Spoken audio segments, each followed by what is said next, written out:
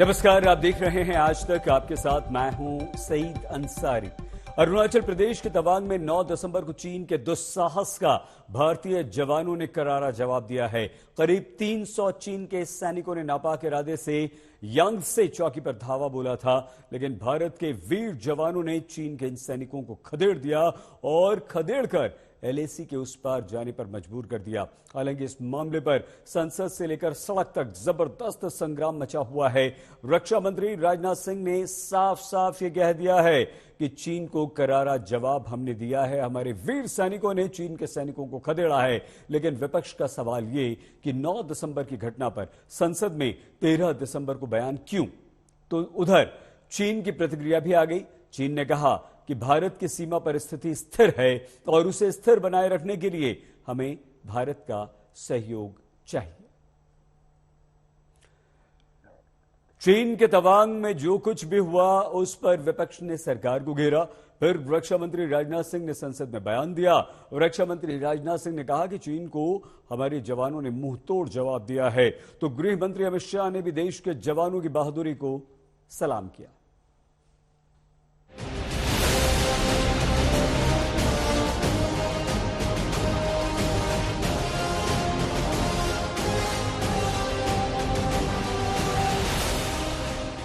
देश की सीमा पर हमारे जवानों ने एक बार फिर साबित किया कि जो हमसे टकराएगा चूर चूर हो जाएगा।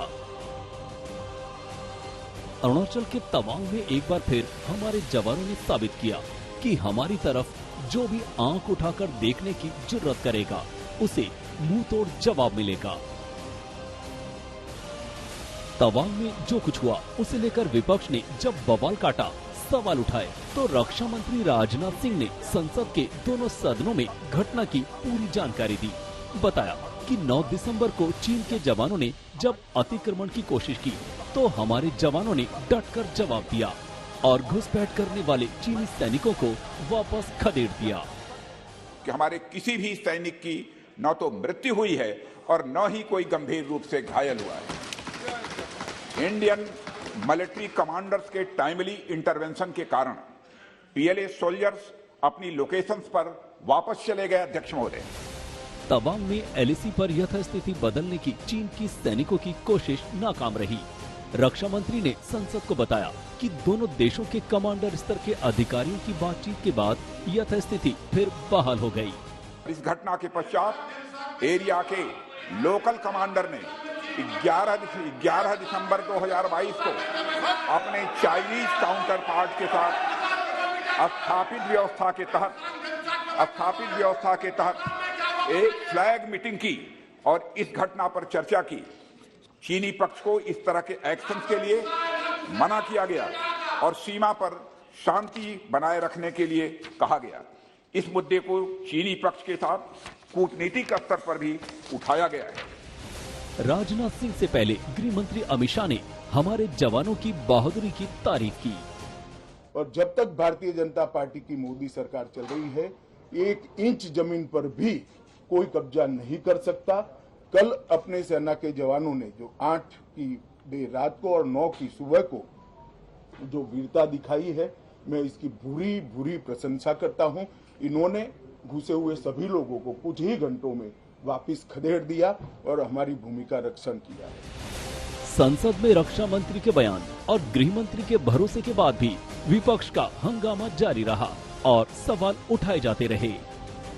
ख्याल में कोई शक नहीं है कि चाइना की आंखें तवांग पे है और तवांग सेक्टर में हमें बहुत बहुत होशियार रहना है। जो आर्मी ने कल किया, मेरे ख्याल में पूरा देश का समर्थन के साथ किया है। और मैं तो राजनाथ सिंह साहब से ये भी कहा, हमारे रक्षा मंत्री के, कि इस विषय पे आप लोग एक साथ दिखाना चाहिए लोगों को, दुनिया को, कि भारत एक है। हर पार्टी के हर व्यक्ति जो है इस विषय पे हमारी फौज के साथ है। जहाँ जहाँ पे चाइना बॉर्डर है, कभी डोकलाम में होता है, कभी लद्दाख के पास, पेंगोंग झील के पास होता है, ये चल क्या रहा है और एक्सेप्ट करने को हम तैयार क्यों नहीं है। हम सारा विपक्ष देश की सुरक्षा में एक साथ आपके साथ खड़े हैं, लेकिन प्रधानमंत्री को पूरे देश को विश्वास में लेना चाहिए। तवांग में जो हुआ वो चीन का असली चेहरा है। शी जिनपिंग और उनका देश मुंह में राम और बगल में छुरी वाली कहावत का सबसे बड़ा पैरोकार है। कहने को चीन हमारा पड़ोसी है, मगर हर वक्त भेड़िए की तरह दबोचने की फिराक में रहता है, लेकिन उसे भी हमारे जवानों का अंदाजा है। अशोक सिंघल के साथ आज तक ब्यूरो। वीर भारतीय जवानों ने इन चीन के सैनिकों को खदेड़ दिया। एक और बड़ी खबर इस वक्त आ रही है। अरुणाचल प्रदेश के मुख्यमंत्री की तरफ से ये बयान आया है कि हम ईंट का जवाब लोहे से देंगे, और ये जवाब अरुणाचल प्रदेश के मुख्यमंत्री पेमा खांडू की तरफ से आया है। उन्होंने कहा है कि चीन की किसी भी नापाक हरकत का मुंह तोड़ जवाब देंगे। अतिक्रमण का कोई भी प्रयास होगा तो उस पर हम जवाब देंगे। और पेमा खांडू ने ये कहा है कि हम ईंट का जवाब लोहा से देंगे और लोहे से हमारी सेना जवाब दे रही है। 300 चीन के सैनिकों को हमारी सेना के वीर जवानों ने वापस लौटने पर मजबूर कर दिया है, और उनकी एक नहीं चली है। उनकी घुसपैठ की इस कोशिश को भारतीय जवानों ने नाकाम कर दिया है। लेकिन अब हम चीन ये ना समझे, अगर वो ईंट चलाएगी तो हम लोहे से उसका जवाब देंगे।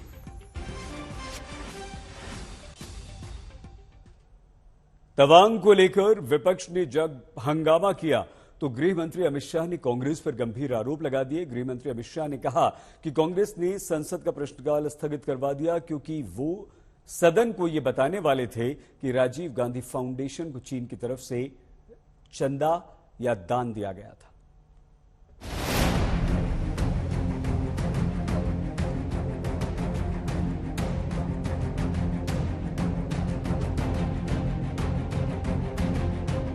तस्वीरें अरुणाचल के तवांग की हैं। तारीख है 9 दिसंबर। चीन के सैनिक नापाक इरादों के साथ भारत की जमीन पर घुस आए, लेकिन वहां मुस्तैद हमारे जवानों ने गजब की बहादुरी दिखाई। बिना हथियार का इस्तेमाल किए सिर्फ लाठी डंडों की मदद से ड्रैगन के डकैतों को वापस खदेड़ दिया। प्लीज आप इस मामले की संवेदनशीलता। तवांग में जो हुआ उससे देश की सियासत में भूचाल आ गया। कांग्रेस ने सरकार से सवाल पूछे और सदन में चर्चा की मांग की। विपक्ष के हंगामे की वजह से संसद का प्रश्नकाल स्थगित करना पड़ा। तब गृह मंत्री अमित शाह सामने आए और कांग्रेस पर बड़ा आरोप लगाया। कहा कि राजीव गांधी फाउंडेशन को चीन से पैसे मिल रहे थे। मैंने प्रश्नकाल के सूची को देखा तो 5 नंबर का प्रश्न देखकर मैं इनकी चिंता समझ गया। 5 नंबर के प्रश्न है राजीव गांधी फाउंडेशन के FCRA रजिस्ट्रेशन को रद्द करने के बारे में, कि राजीव गांधी फाउंडेशन को 2005-6 और 2006-07 के वित्तीय वर्ष में चीनी दूतावास से 1,35,00,000 रुपए का अनुदान प्राप्त हुआ था। चूंकि FCRA के कानून और उसकी मर्यादाओं के अनुरूप नहीं था, तो नोटिस देकर पूर्णतया कानूनी प्रक्रिया का अनुपालना करते हुए गृह मंत्रालय ने इसका रजिस्ट्रेशन रद्द किया है। अमित शाह के आरोपों के जवाब में कांग्रेस ने PM केयर फंड पर सवाल खड़े किए। कांग्रेस ने ये भी पूछा कि रक्षा मंत्री से पहले गृह मंत्री ने चीनी घुसपैठ पर बयान कैसे दे दिया। एक बार PM केयर्स फंड को जायजा लिया जाए। ये PM केयर्स फंड में जो पैसा दिए हैं, जो चंदा दिए हैं, उनका जो सूची और निकाला जाए और देखा जाए कितने चीनी कंपनियों ने इसमें चांदा डाले हैं। तवांग की घटना को लेकर पक्ष और विपक्ष आमने सामने है। जोरदार सियासत हो रही है। सत्ता पर काबिज बीजेपी ने नेहरू को भी घसीट लिया है, तो कांग्रेस राजनाथ सिंह के बयान के बावजूद संसद में चर्चा की मांग पर अड़ी है। चाइना सीमा पर फिर से उछल कूद कर रहा है। चाइना को ये ध्यान रहना चाहिए कि ये 1962 का कमजोर दिल जवाहरलाल नेहरू का भारत नहीं है। ये शेर दिल नरेंद्र मोदी का 2022 का भारत है। इसलिए अपनी हरकतों से उसको बाज आना चाहिए। बहरहाल चीन और चीनी घुसपैठ पर सियासत कोई नई बात नहीं है। बीजेपी पर वार के लिए चीन कांग्रेस का फेवरेट हथियार रहा है। अब तवांग की घटना ने उस हथियार को और धार दे दी है। अशोक सिंघल के साथ आज तक ब्यूरो। तवांग की झड़प को लेकर सरकार ने अपना बयान दे दिया है। कोई भी हमारा सैनिक ऐसा नहीं कि हताहत हुआ, हल्की चोटें लगी हैं, वो भी कुछ हैं, लेकिन चीन के सैनिकों को मार भगाया है। बहुत छोटा सा ब्रेक होते हैं यहां से, लेकिन उससे पहले हम आपको ये भी बता दें कि तवांग की झड़प को लेकर सरकार के बयान के बाद राजनीतिक संग्राम थमा नहीं। एआईएमआईएम सुप्रीमो असदुद्दीन ओवैसी ने कहा कि जब झड़प 9 दिसंबर को हुई तो बयान आने में इतनी देरी क्यों। ओवैसी ने आज तक से बातचीत में प्रधानमंत्री नरेंद्र मोदी से जवाब की मांग की। हमारे साथ बातचीत करने के मौजूद हैं सर रक्षा मंत्री ने लोकसभा और राज्यसभा में बयान दिया है और उन्होंने कहा है कि हमारी सेनाओं ने मुंहतोड़ जवाब दिया। अरे मुंहतोड़ सेना के पीछे क्यों छुप रहे हैं? आप डर रहे हैं चीन का नाम लेने से। आप देश के प्रधानमंत्री, आप सत्ता में हैं। डोकलाम में आपने देश को गलत कहा, डिसएंगेजमेंट कहा, वहाँ चीन बैठा हुआ है। प्रधानमंत्री ने लद्दाख के वक्त कहा था कि ना कोई घुसा है ना घुसा है, चीन घुस के बैठा है। डिसएंगेजमेंट आप करते हैं और उस मुकाम पे पेट्रोलिंग नहीं कर सकते हम पोंगसोंसू लेक में पीपी 15 पर। आप डेमचौक डेंगसॉ में 1000 किलोमीटर के अंदर चीन की फौज बैठी हुई है। इस अरुणाचल प्रदेश में जहां पर झगड़ा हुआ है, लड़ाई हुई है, 12-13 हजार फीट नीचे से चीन ऊपर आता है, आकर हमारी फौज पे हमला करता है। क्या हो रहा है इस देश में बताइए? कौन सा राष्ट्रवाद है भाजपा का? देखिए किस तरह कर रहे हैं आप। फिर 10-12 दिन के अंदर आप ही ने रिपोर्ट किया मीडिया ने कि हमको अपने एयरफोर्स के एयरक्राफ्ट को स्क्रैम्बल करना पड़ा क्योंकि चीन के एयरफोर्स हमारी टेरिटरी में घुसना चाह रहे थे। भारत की प्रधानमंत्री से अपील कर रहे हैं कि आप पॉलिटिकल लीडरशिप दिखाइए इसमें। चीन का नाम लेने से क्यों डरते हैं आप? क्यों डर रहे हैं आप? आपने तो उठकर जाकर मिला था बाली में चीन के लीडर से। अब देखिए क्या हो रहा है, हमारे सिपाही जख्मी हो रहे हैं, हमारे सिपाही मार खा रहे हैं, नीचे से आकर हमारी जमीन पर हमला कर रहे हैं। गृह मंत्री ने कहा है कि हमारी एक इंच जो जमीन है हमारे पास है। एक इंच जमीन कहाँ है डेमचौक डेमसॉन्ग में? क्यों झूठ बोल रहे हैं? क्यों झूठ बोल रहे हैं कि आपने 15 राउंड बातचीत नहीं की? डिसएंगेजमेंट आपने कहा, बताइए disengagement, D escalation, D induction में फर्क क्या है? जिस जगह पर डिसएंगेजमेंट हुआ है क्या हम उसी जगह पर पेट्रोलिंग कर रहे नहीं कर रहे? आपने तो नया स्टेटस को क्रिएट कर दिया। क्यों किया आपने ये? डेमचौक डेमसॉन्ग आज भी चीन के कब्जे में स्ट्रेटेजिक इलाका है। अगर यही चलता रहा तो कहीं सियाचिन हमसे ना छीना जाए। क्या कर रहे हैं लोग? लीडरशिप दिखाइए देश के प्रधानमंत्री। अच्छा ये सब अगर वो सच बोल रहे तो लेके जाइए ऑल पार्टी डेलीगेशन को, ले जाइए डेमचौक डेमसॉन्ग लेके जाइए, आने तैयार है। उस जगह पर 9 तारीख को ले जाइए जहां पर झगड़ा, हम चलने तैयार है। बताओ ना देश को। आप डिबेट नहीं कराना चाहते पार्लियामेंट में, बयान देकर रक्षा मंत्री चले आते हैं। डिबेट करवाइए, सब बातें सामने आएगी। आप डिबेट ही नहीं करवाना चाहते। आप पॉलिटिकल लीडरशिप दिखाने में नाकाम साबित हुई इस मसले में चाइना के ताल्लुक से। बिल्कुल। तो विपक्षी पार्टियों का ये कहना है कि सरकार को इस पूरे मामले पर डिबेट करानी चाहिए और डिबेट सरकार की तरफ से नहीं कराया जा रहा है। जितेंद्र सिंह, दिल्ली, आज तक। ओवैसी के आरोप पर हमलों का जवाब दिया गृह राज्य मंत्री अजय भट्ट ने। उनसे बात की है हमारे संवाददाता जितेंद्र बहादुर सिंह। देखिए, जो बयान माननीय रक्षा मंत्री जी ने दिया है परफेक्ट है, पूर्ण है, सत्य है। इससे ज़्यादा मैं कुछ नहीं बोलना चाहता हूँ। विपक्ष की जहाँ तक बात आप कहते हैं, 370 हटाई, विपक्ष ने क्या कहा पूरा देश जानता है। 35A हटाई, विपक्ष ने क्या कहा सब जानते हैं। सर्जिकल स्ट्राइक हुआ, एयर स्ट्राइक हुआ, विपक्ष का रवैया क्या था सब जानते हैं। जो हमारा पड़ोसी देश प्रश्न कर रहा था वही हमारे यहाँ के विपक्ष के लोग प्रश्न कर रहे थे। आप सब जानते हैं। CAA लागू करी, क्या बोला गया विपक्ष द्वारा, सारे लोग जानते हैं। विक्रांत INS को जो 20,000 करोड़ रुपए से बना हुआ है, आज देश को समर्पित किया। इंडिजिनस है, प्योर भारतीय है।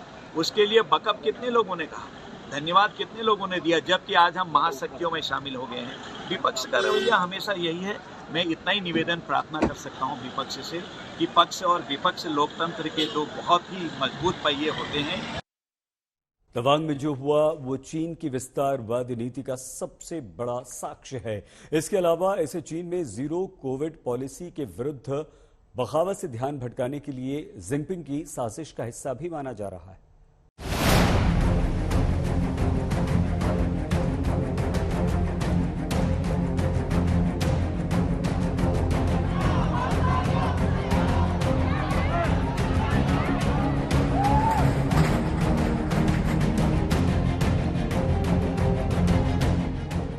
शी जिनपिंग की ताजपोशी के बाद से ही LAC पर चीन की तरफ खतरा बढ़ने की आशंका थी, जिसे 9 तारीख को हुई झड़प ने सही साबित कर दिया। जिस तरह जिनपिंग ने पार्टी कांग्रेस की मीटिंग में गलवान कांड का वीडियो दिखाकर माहौल बनाया, उससे ये साफ साफ संकेत मिल गया कि वो आने वाले दिनों में LAC पर फिर से तनाव बढ़ सकता है। इसके अलावा शी जिनपिंग ने युद्ध की तैयारियों को लेकर भी बयान दिया। उन्होंने कहा था, चीन की पूरी सेना को अपनी सारी ऊर्जा युद्ध की तैयारी में लगा देनी चाहिए और युद्ध की तैयारी के लिए अपनी क्षमता को बढ़ाना चाहिए। ये हाथापाई बंद करो। जिस दिन भारतीय सैनिक को आप बोल दोगे कि चाइना एक कदम अंदर रखता है, उसको shoot him, use military method, use military weapons, China एक कदम आगे नहीं रख सकता। 1967 से 1986 तक इसी टेरिटरी में, इसी LAC पर चाइना ने एक वायलेशन नहीं की, क्योंकि उनको 1967 में मुंह तोड़ ऐसा सबक सिखाया था कि उन्होंने कभी नहीं किया। जब उन्होंने 1986 में किया, तब भी भारत ने ऐसा ही एक्शन लिया था 1986 में, तभी जाके 1993 की और 1996 की ट्रीटी साइन की थी उसमें। इस आशंका को चीन में होने वाले विरोध ने और मजबूत कर दिया। थियानमेन चौक के बाद पहली बार चीन की सेना अपनी सरकार के खिलाफ इतनी बड़ी संख्या में सड़कों पर आई। जीरो कोविड पॉलिसी से परेशान जनता ने शी जिनपिंग को सीधे सीधे चुनौती दी। उनके खिलाफ शंघाई से वुहान तक नारेबाजी हुई।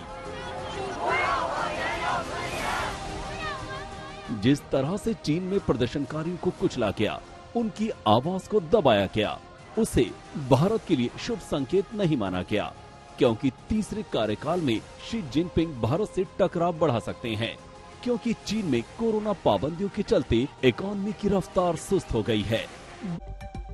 बड़ी खबर इस वक्त आ रही है बिहार की राजनीति से। बड़ी खबर है, मुख्यमंत्री नीतीश कुमार का बड़ा बयान सामने आया। 2025 में तेजस्वी यादव करेंगे महागठबंधन को लीड, मतलब नेतृत्व जो करेंगे महागठबंधन का वो तेजस्वी यादव करेंगे। नीतीश कुमार ने कहा, न मैं प्रधानमंत्री बनना चाहता हूं, न मुख्यमंत्री बनना चाहता हूं, मेरा एकमात्र लक्ष्य है बीजेपी को हराना। तो 2025 में महागठबंधन के नेता होंगे तेजस्वी यादव और महागठबंधन के नेता वही रहेंगे। तो 2024 में हमें हराना है, 25 में बिहार विधानसभा चुनाव में महागठबंधन को जीतना है। नेतृत्व के लिए तेजस्वी यादव को आगे आना होगा, तेजस्वी यादव को नेतृत्व करना होगा, नीतीश कुमार ने यह कहा। नीतीश कुमार ने कहा कि तेजस्वी यादव ही गठबंधन के लिए काम करेंगे, जो करेंगे अच्छा करेंगे। नीतीश ने यह भी कहा कि कुछ लोग आपस में लड़ाते हैं, लेकिन हमें लड़ना नहीं है, हमें बचना है, और अगर महागठबंधन को कोई मजबूती के साथ आगे ले जाएगा तो वो तेजस्वी यादव ने जमकर तेजस्वी यादव की तारीफ की नीतीश कुमार ने। बिहार के मुख्यमंत्री नीतीश कुमार के इस बयान के आखिर मतलब क्या है? आखिर क्यों नीतीश कुमार ने 2025 की डेडलाइन दी है? जेडीयू में क्या कुछ खिचड़ी पक रही है? इन्हीं सब सवालों के जवाब हमारे संवाददाता सुजीत कुमार झा ने जेडीयू नेता उपेंद्र कुशवाहा से पूछे। कुशवाहा जी, ये जो 2025 में तेजस्वी के नेतृत्व में आप लोग चुनाव लड़ने वाले हैं, इसका क्या मतलब निकाला जाए? नहीं, अभी तो 2024 से लोकसभा चुनाव पहले होगा ना, तो अभी कोई भी स्ट्रेटजी बनेगी 2024 को ध्यान में रखते हुए, इसलिए अभी उस पर चर्चा का कोई मतलब ही नहीं है। तो मुख्यमंत्री ने ही कहा है, तो इसलिए मैं पूछ रहा हूँ। नहीं, उन्होंने कहा है तो अलग विषय है, लेकिन हम जितना समझ पा रहे हैं उसके हिसाब से सारा फोकस पूरी पार्टी का, गठबंधन का 2024 है। तो हम तो व्यक्तिगत रूप से कुछ भी चर्चा करेंगे 2024 को ध्यान में रख करके। तो 2024 का जो लोकसभा चुनाव होगा उसका नेतृत्व तो नीतीश कुमार ही करेंगे, जब 25 में ना उनको करना मतलब। देखिए, 25 की बात तो हम अभी कर ही नहीं रहे, अभी तो 2024 लोकसभा चुनाव की स्ट्रेटजी की बात हम कर रहे हैं, और इसको ध्यान में रखते हुए ही कोई स्ट्रेटजी पार्टी तय करती है या महागठबंधन तय करेगा। इसके अतिरिक्त और भी किसी भी सवाल का जवाब देना कहाँ संभव है। 24 में तो नीतीश कुमार ही रहेंगे ना, 25 तक तो है ही होगा मुख्यमंत्री। देखिए, जनता ने जितने दिनों के लिए उनको बनाया है उतने दिनों तक तो संवैधानिक प्रावधान है। बाकी हमने कहा कि 2024 की स्ट्रेटजी को ध्यान में रखते हुए जो कुछ भी करना है तो पार्टी तय करती है समय समय पर। 2025 को लेकर उपेंद्र कुशवाहा भले ही खुलकर नहीं बोल रहे हों, लेकिन नीतीश कुमार के कल के बयान को अगर जरा ध्यान से देखें, सुने, तो ये अंदाजा हो जाता है कि बिहार की राजनीति अब किस दिशा में जा रही है। आगे काम करते रहे और जितना संभव था उतना हम सेवा किए।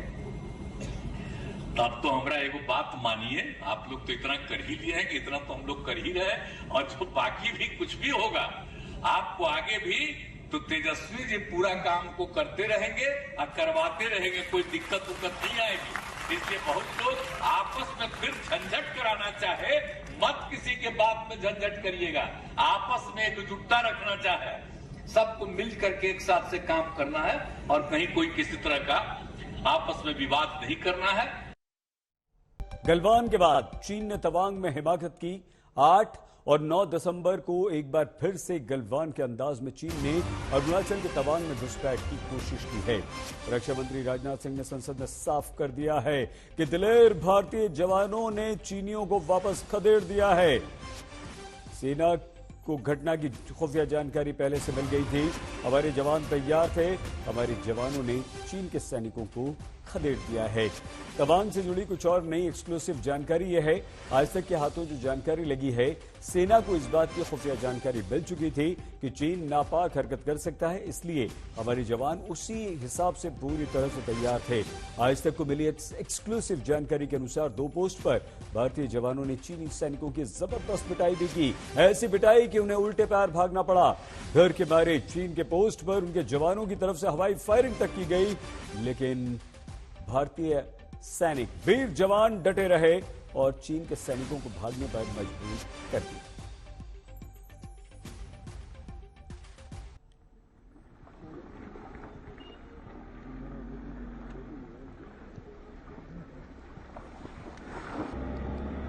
ये तस्वीरें हम आपको दिखा रहे हैं। इस वक्त एकदम पूरी तरह से शांति है। सेना को पहले से ही चीन की इस गलत नियत का अंदाजा लग गया था, जानकारी मिल गई थी, और ये भी कि तवांग में 300 के लगभग चीन के सैनिक जो हैं वो घुसपैठ करना चाहते हैं।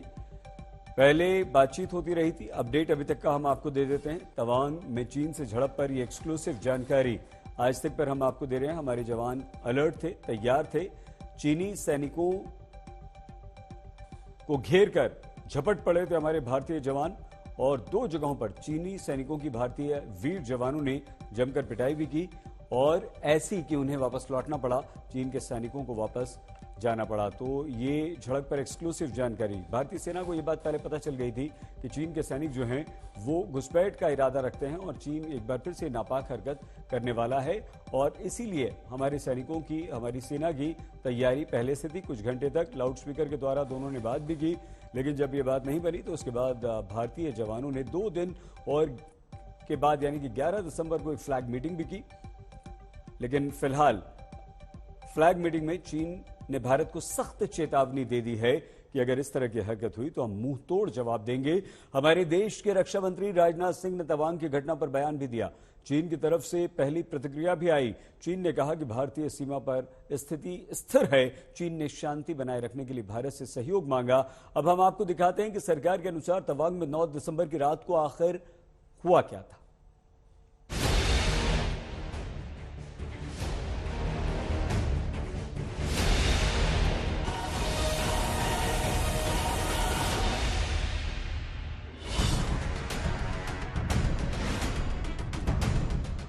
अरुणाचल प्रदेश के यांगसे इलाके में 9 दिसंबर को क्या हुआ, देश के रक्षा मंत्री ने अब इस घटना पर बयान दे दिया है। उनके मुताबिक एलएसी पर तवांग के पास 17,000 फीट की ऊंचाई पर भारत चीन के सैनिकों के बीच फिर झड़प हुई है। चीन ने अतिक्रमण कर भारत की यांगसे चौकी को हटाने का प्रयास किया।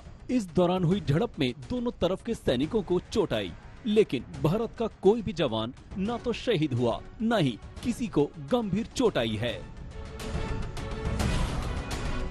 भारतीय सेना ने 300 चीनी सैनिकों को पीछे हटने पर मजबूर कर दिया।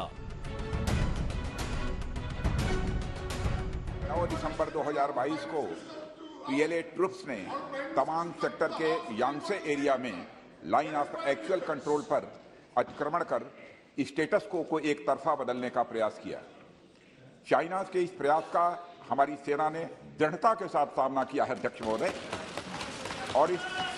और इस फेस ऑफ में हाथापाई भी हुई है। भारतीय सेना ने बहादुरी से पीएलए को हमारी टेरिटरी में अतिक्रमण करने से रोका और उन्हें उनकी पोस्ट पर वापस जाने के लिए मजबूर कर दिया। अध्यक्ष महोदय, टकराव के बाद चीनी सैनिक तुरंत बाद उस इलाके से हट गए। इस घटना के बाद इलाके के कमांडर ने अमन और शांति के लिए तय प्रक्रिया के मुताबिक अपने समकक्ष के साथ फ्लैग मीटिंग में चर्चा की।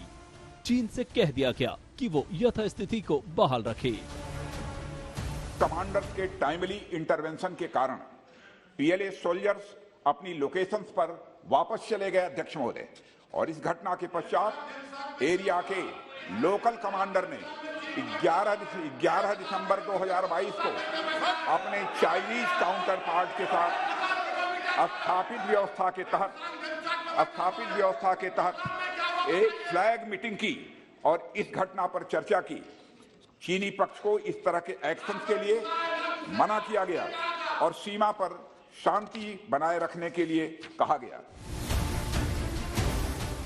सरकार ने साफ कर दिया कि सेना के वीर जवानों ने देश की रक्षा की और 1 इंच भी जमीन चीन के हाथों में नहीं जाने दी। यही नहीं, अब सेनाएं आइंदा चीन की किसी भी हरकत का मुंह तोड़ जवाब देने के लिए तैयार हैं। सरकार के मुताबिक इस मामले को चीन के साथ कूटनीतिक स्तर पर भी उठाया गया है। तवांग में झड़प की खबरों के बाद चीन ने अपनी पहली प्रतिक्रिया दी है। चुप्पी तोड़ते हुए चीन ने कहा है कि भारतीय सीमा पर अब हालात स्थिर हैं। तवांग में भारत और चीन के सैनिकों की झड़प ने 15 जून 2020 को गलवान में दोनों सैनिकों में हुई खूनी झड़प की यादों को ताजा कर दिया है। हमले में भारत के 20 सैनिक शहीद हुए थे। वहीं भारतीय जवानों ने अदम्य शौर्य दिखाते हुए आमने सामने की लड़ाई में चीन के 40 सैनिकों को मार गिराया था। इसका सच आज तक चीन स्वीकार नहीं कर पाया है। वहीं ये भी लगता है कि वो गलवान में मिले मुंह तोड़ जवाब को भूल गया था, लेकिन भारतीय सेना के वीर जवानों ने उसके 300 सैनिकों को खदेड़कर प्लान तवांग को नाकाम कर दिया। दिल्ली से अभिषेक भल्ला और मंजीत नेगी के साथ आज तक ब्यूरो। साफ है, तवांग में पिछले 2 हफ्तों से चीन की नीयत ठीक नहीं थी और वहीं थल सेना के अलावा भारतीय वायुसेना भी चीन के मंसूबों को मटियामेट करने के लिए जंगी उड़ान भर रही थी। जानकारों की बात माने तो चीन की नापाक हरकतों का जवाब देने के लिए भारतीय वायुसेना पूरी शक्ति के साथ तैयार है।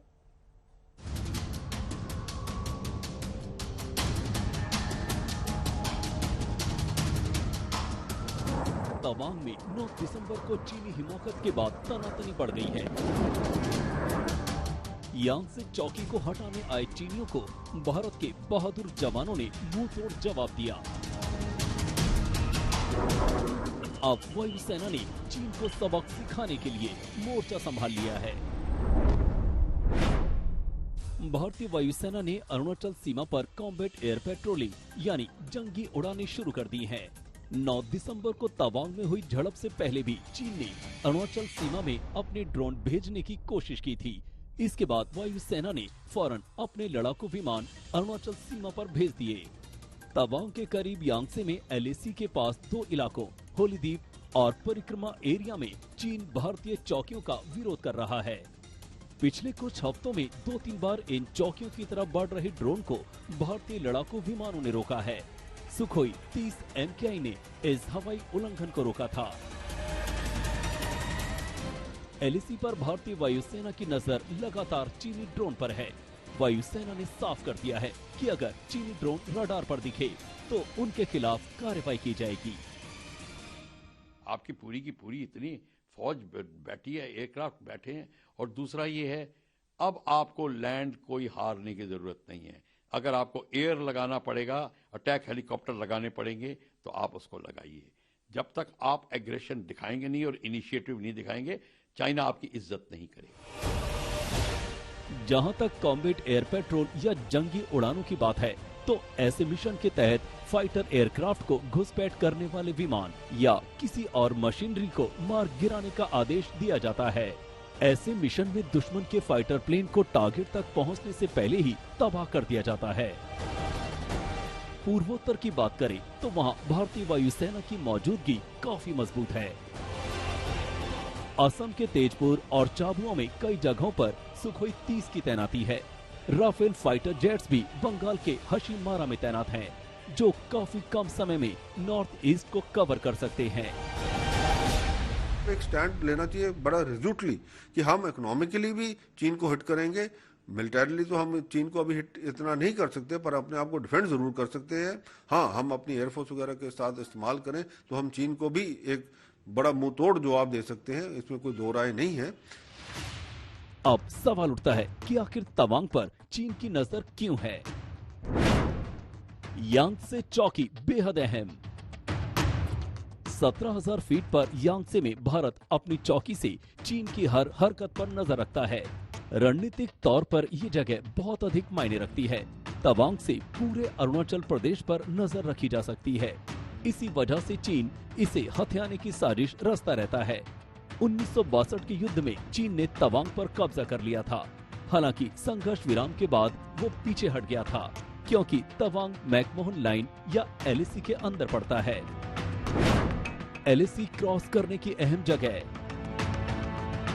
तवांग पर चीन की बुरी नीयत की दूसरी वजह यह है कि भारत चीन के बीच बनी एलएसी क्रॉस करने के दो सबसे अहम पॉइंट्स में से तवांग एक है। पहला पॉइंट चंबा घाटी है, जो नेपाल और तिब्बत के बॉर्डर पर है। दूसरी जगह तवांग है, जो चीन और भूटान के जंक्शन पर है।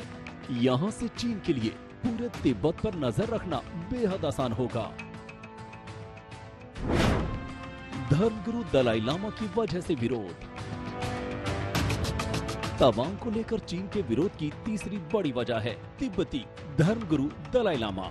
दरअसल 1959 में तिब्बत से निकलने के बाद दलाई लामा ने तवांग में ही कुछ दिन बिताए थे। यहाँ एक बड़ा बौद्ध मठ भी मौजूद है। इस लिहाज से चीन तवांग पर कब्जे को अपनी प्रतिष्ठा की लड़ाई मानता है। साथ ही उसे ये भी डर रहता है कि तवांग से तिब्बत में विद्रोह को भड़काया जा सकता है। लिहाजा वो किसी भी हाल में तवांग पर कब्जा जमाना चाहता है। आज तक ब्यूरो। और एक बड़ी खबर इस वक्त आ रही है। चीन ने उल्टा चोर कोतवाल को डांटे वाली कहावत करते हुए कहा है कि भारतीय सेना ने हमारी सीमा पार की। तवांग झड़प पर चीनी सेना ने पैतरा अपनाया है और भारतीय सेना पर आरोप लगाया है कि विवादित जगह पर भारतीय सेना ने सीमा पार की है। तो ये चीन अब उल्टा भारत पर, भारतीय सैनिकों पर, भारतीय सेना पर, भारतीय सेना ने विवादित बॉर्डर को पार किया, ये आरोप चीन की तरफ से लगाया गया है, जिसमें कोई सच्चाई नहीं है। और ये चीन सिर्फ अब अपनी गर्दन, अपनी हार, अपने चीन के सैनिकों की पिटाई को छिपाने के लिए इस तरह की बात कर रहा है। ये पैतरा अपना रहा है चीन, यानी कि पहले चीन चोरी करता है, ऊपर से इस तरह से इल्जाम हमारे ऊपर लगाता है। और एक बार फिर से चीन ने यही किया है। भारतीय सेना, हमारे वीर भारतीय जवानों, भारतीय सेना पर यह आरोप चीन की तरफ से लगा दिया गया कि विवादित बॉर्डर को भारतीय सैनिकों ने पार किया था। अब ये आरोप चीन की तरफ से, अब से कुछ देर पहले जो चीन के विदेश मंत्रालय की प्रतिक्रिया आई थी, उसमें यह कहा गया था कि परिस्थिति बिल्कुल स्थिर है, वहां कोई गड़बड़ नहीं है। लेकिन अब इस तरह का बयान आया है चीन की सेना की तरफ से।